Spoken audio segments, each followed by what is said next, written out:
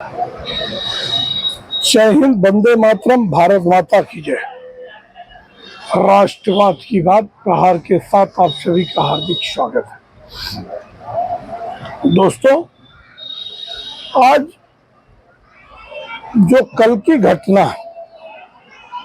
पश्चिम बंगाल में मुर्शिदाबाद में, अब आज एक हिंदू परिवार के घर में घुसकर बाप बेटे को मौत के घाट,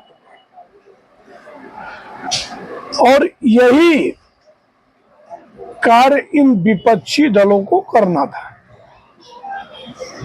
कि क्योंकि अगर मुस्लिम लोगों का वक्फ बोर्ड के संशोधन से विकास हो जाएगा, अगर वो पढ़ लिख के जागरूक हो जाएंगे तो इनको वोट कैसे देंगे और इनकी सियासी दुकान कैसे चलेगी। इसके लिए ये जितने भी 25-26 दल हैं जो मुस्लिम तुष्टीकरण करते हैं, इनको ये लगता है कि कोई भी सूरत में ये बिल कानून नहीं बनना चाहिए, जबकि ये तो कानून बन गया।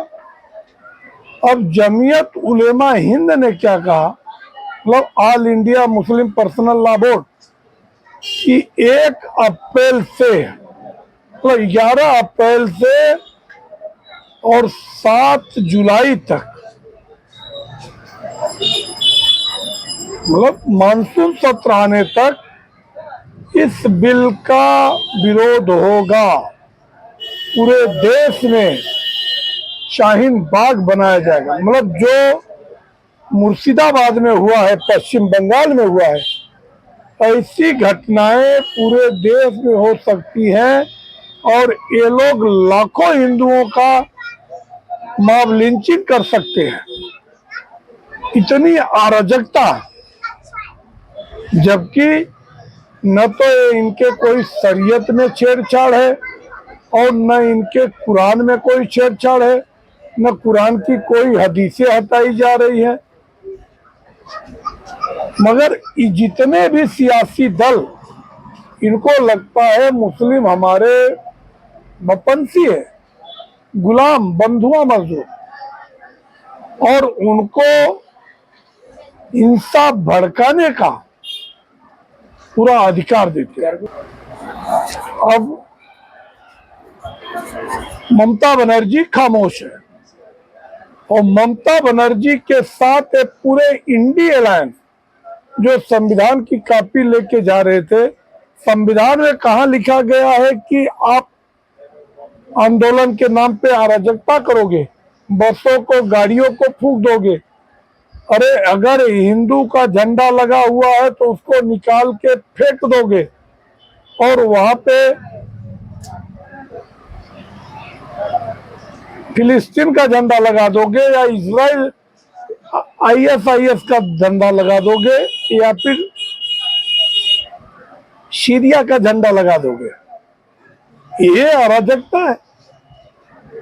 और आज की अराजकता देखते हुए माननीय हाई कोर्ट को आदेश देना पड़ा कि वहां पे केंद्रीय बलों को, BSF को वहां पे लगाया जाए।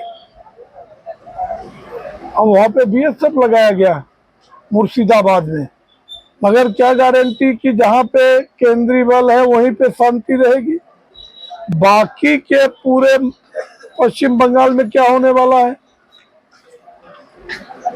दूसरी बात, जो वहां के DGP हैं, वो कहते हैं अफवाहों को फैलाने की वजह से ये हिंसा भड़की है। अफवाह फैलाने को आपको मालूम था अफवाह फैला है, और ये पहले ही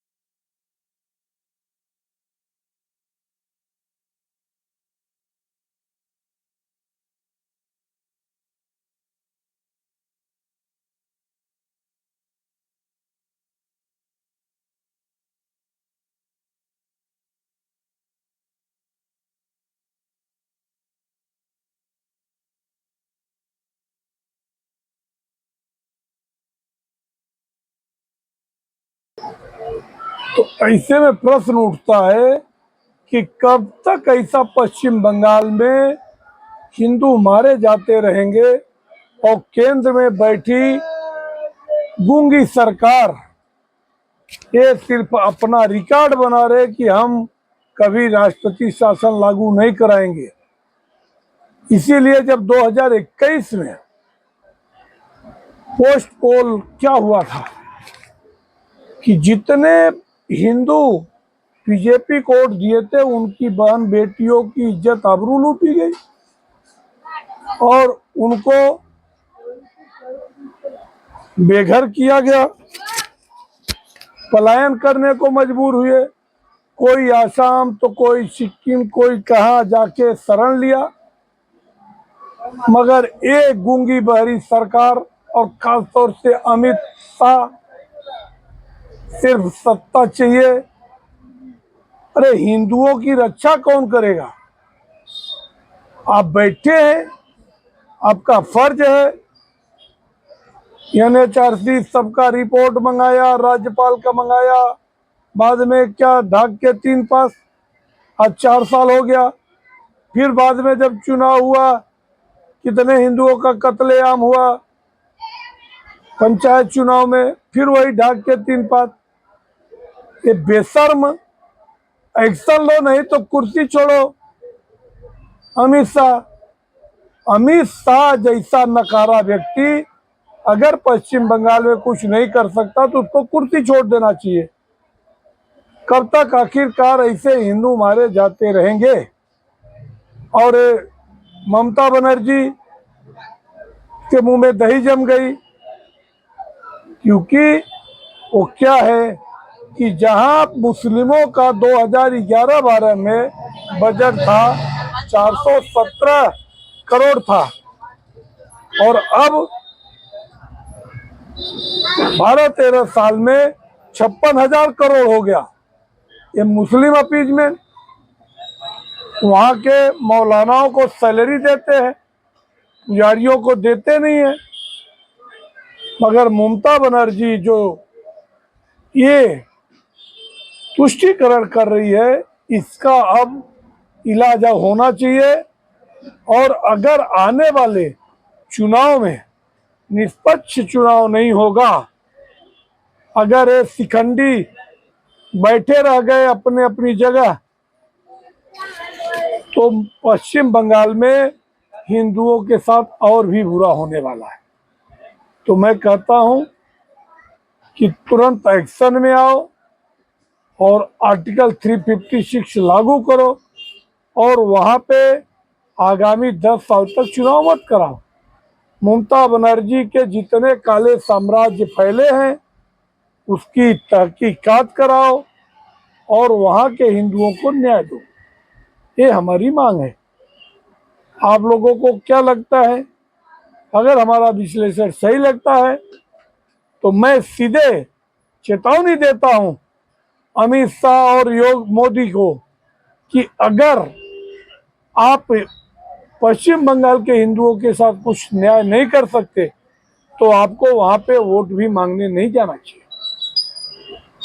हाँ, आज सुकांता मजूमदार जो वहाँ के केंद्रीय मंत्री है, उन्होंने खुद उतरकर जिस बस पे झंडा फिलिस्तीन का लगाया था उसको निकालकर वापस भगवा झंडा लहराया। ये काबिले तारीफ है।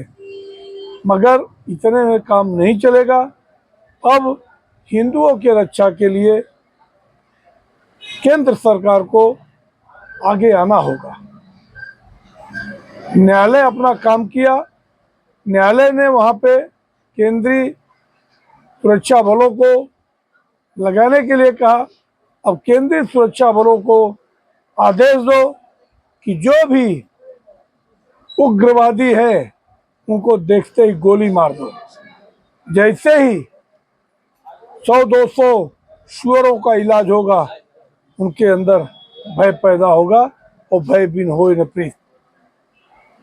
अगर आपको हमारा विश्लेषण अच्छा लगे तो आप हमारे चैनल को सब्सक्राइब करें और अपने दोस्तों तक शेयर करें। जय हिंद, वंदे मातरम, भारत माता की जय।